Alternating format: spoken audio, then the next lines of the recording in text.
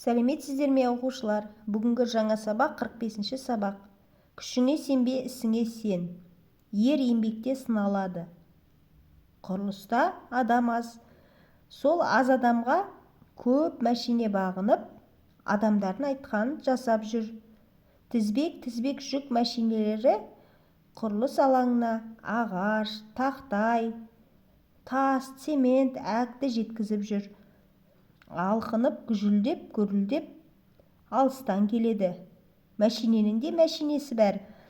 Бәрін бітірдім өзім дейтін мақтаншақтар да бар. Әсіресе зауыттан жаңа шыққан бір жүк мәшинесі мақтанғанда жер-көкке сыймай көтергіш кранға тиісті. «Ей, кран, сен мойныңды соншама созып кімді қарап тұрсың?» деп күлді.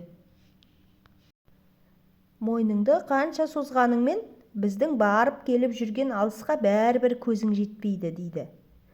Көтергіш кран үндемей өзінің жұмысын жасай береді.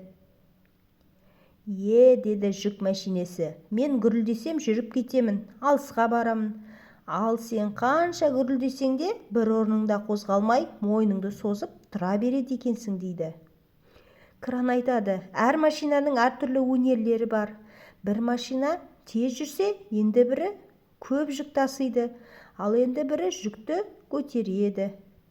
Сен сонда өзіңді күшті деп ойлап тұрсың ба, дейді жүк мәшинесі. Солай шығар, дейді кран. Ал мен сенің күшті екенін көріп тұрған жоқпын, дейді мәшине.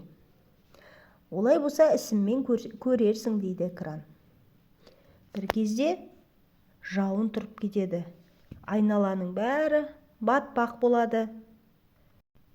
Әлгі мақтаншақ мәшине батпаққа батып қалды.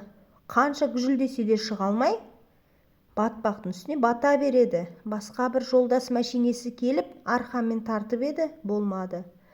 Сол сәтте құрылыс бастығыны әмір етуімен көтергіш кранға кезек келді. Кран ұзын мойнын бұра келіп, шұңқырда тұрған мәшинені шынжырымен асты үстінен орап байлаттырды. Содан кейін абайсыз құлаған баланы құлағынан көтерген сияқты мәшинені жоғары көтеріп алып кетті. Дөңес жерге шығарып қойды да мақтаншақ мәшинеге айтты. Балақай, бұдан былай мақтанба. Әркімнің өз өнері, өз орны бар. Бәріміз де құрылысшының тек көмекшісіміз, деді. Ер еңбекте сыналады деген сөз осындай іс нәтижесінде айтылған екен. Оқушылар, сіздерге сабақ түсінікті болды ма? Олай болса, суретті әдебиет каналына тіркеліп, достарымызды шақырайық.